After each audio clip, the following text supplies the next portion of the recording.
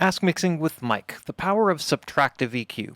Now, when we look at equalizers and we go about the process of EQing tracks, we often think about what we can add to something as opposed to what we can subtract away from something. And the way that I look at equalizers is that from a very simple basic point of view, an EQ is more or less a gain control within a fixed frequency band. And that's really all that it is. It's a static thing. It's not a dynamic thing like a compressor or a multiband compressor.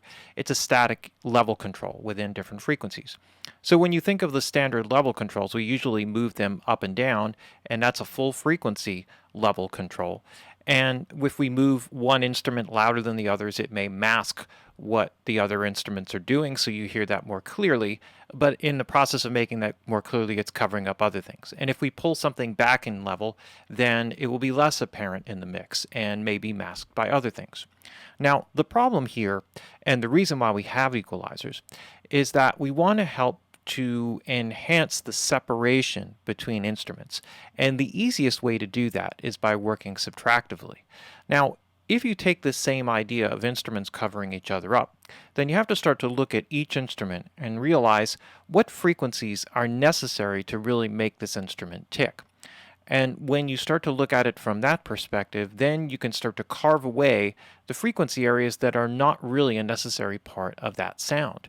And this is very valuable, particularly when you're dealing with a lot of acoustic instruments that accumulate rumble and bleed from other instruments. Something as simple as like an acoustic guitar that has a boomy low end. When you filter that off, it's going to open up that space for other guitars and other instruments, for the bass and drums to kind of resonate better. A snare drum or a hi-hat may have some low frequency bleed from the kick drum, which if you filter off, allows the kick drum to have its place and be more apparent. And if we filter off sub-frequencies and maybe some low mid-range from the kick drum, so we focus on the fundamental, then all of a sudden the bass has a place to fill out that area. So by taking away things, what we're doing is we're allowing the frequencies that are really a more necessary part of the other instruments to kind of stand out. So to give you an example here, let's just kind of look at some things. I've applied some subtractive EQ here to a very rudimentary mix. So this is basically a group of instruments in a song, and there's nothing else on here except for subtractive EQ and levels and some basic panning.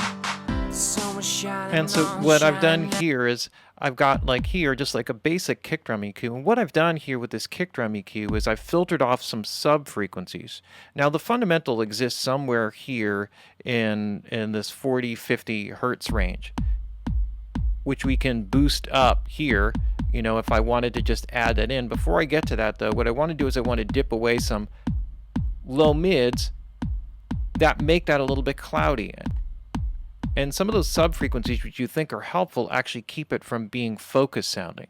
We can also roll off a little bit, there's probably not very much up there, but on this very, very top end, that's sort of a clicky high frequency that doesn't really serve. It's not going to really cut through on a mix. And then we can kind of follow this with the snare. What I've done here with the snare is to kind of make it a little bit brighter. I've shelved off some low frequencies, starting like around 430, which gets up to around the boxy range, and then I've filtered up to the fundamental here. So if I wanted to, I could also boost in that low end, which you could do later. And then here again, if this top end is a bit too hissy or a bit too bright, we can filter up just a touch of that because it ends up being noise. Right? With the claps, this is just a simple matter of filtering off some lows and highs, and if I felt like I wanted to make these guys a little bit brighter, I might be more likely to just kind of work with this and kind of shelve off a little bit. And I can skip forward here to the chorus section where maybe more of the instrumentation is kicking in.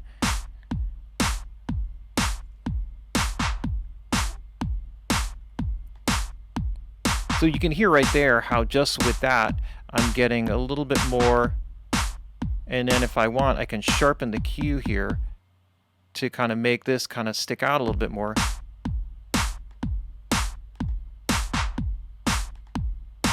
And that just opens up the sound a little bit, gives us, you know, gets rid of some of the muddiness.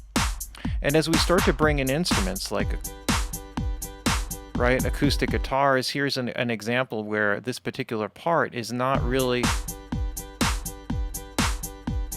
is not really adding anything here. So by filtering some of this stuff off that you're not really hearing anyway, it's not part of the part, then that opens up more space for the other instruments. So we got a bass.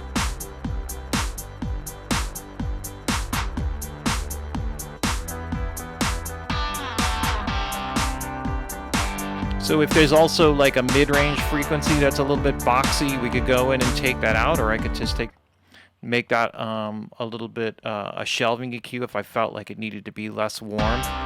And the idea here is that cumulatively, if I'm working primarily from a subtractive point of view,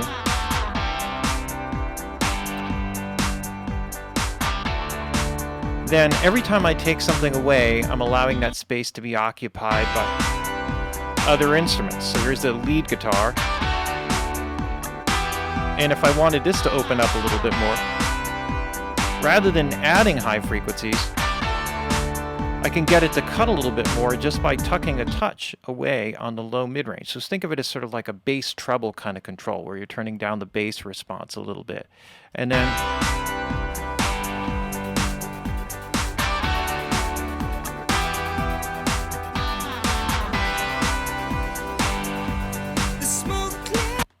then here on the EQ, what we can do, if we looks like I have an automated EQ here, so let me just shut off the automation on that for a second. There's probably a very good reason why that was automated, but I'm going to take it off.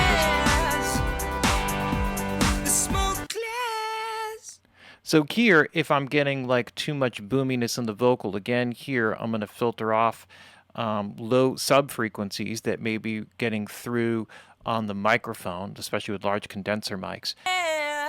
And also even just a touch on the top. There's also a bit of sibilance there, which we'll deal with at some other point. But let's go back here maybe to a vocal section here. I walk around singing all the songs that we sing. So by taking away a bit here, maybe that's a bit much. The sun was shining out there, yellow and blue looking everywhere. And it looks like I added a touch here of shelf, but I can actually grab these two guys. And all I've got left to say. That's where I automated the EQ. You can see it shifting. Singing all the songs that we sing. So I'm just, by taking away a little bit here, I'm giving it some presence that it wouldn't normally have. And so now I'm going to take and I'm going to put that automation back on, because now I realize what I put it on for. And just to give you an idea what the cumulative effect of this is that if I now take all the instruments here and I just, we can bypass this in or out.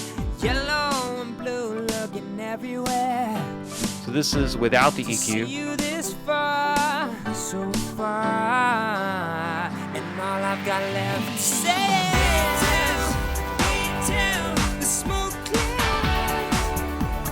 is, so you could hear how cloudy, how the instruments sort of are glued together. It's a lack of depth.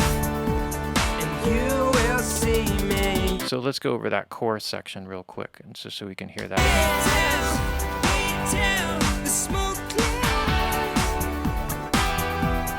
And obviously you hear a lot more warmth.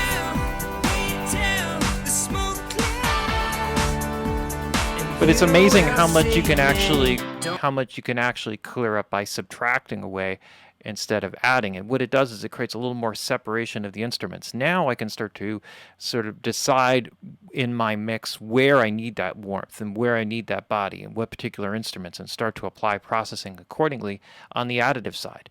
But the idea is that if we just sort of take a more, like, let's get rid of the garbage that we don't need, let's get rid of some of the, tune out some of the boxiness, get a basic, bass treble balance by shelving some of the low frequencies on instruments that don't need it as much or are a little bit too warm, we can create that separation that allows them to kind of speak a little bit more together individually. And it's going to be different for every instrument, because every instrument has different frequency response patterns. You may find that you roll off more high frequencies on certain guitar parts. And these are kind of clean guitar parts, but for more distorted guitar parts, you may find that you're shelving or filtering off more high frequencies, and that gives it makes it warmer and more focused. And all of that high frequency energy really more or less a lot of times amounts to noise. and becomes more disruptive in the rest of the mix. It's amazing how far you can go, particularly with high frequency or low pass filters, because you would think it's going to cut off all the high end, but really what you're deciding is what instrument's going to maintain that high end. And if you have the vocal with all of those high frequencies more than everything else, it's going to stand right on top of the mix, going to sit right out on top of everything, and everything else won't sound dull relative to everything else. It's amazing, but it actually works. Anyway, there's a quick tutorial on the power of working with Subtractive EQ.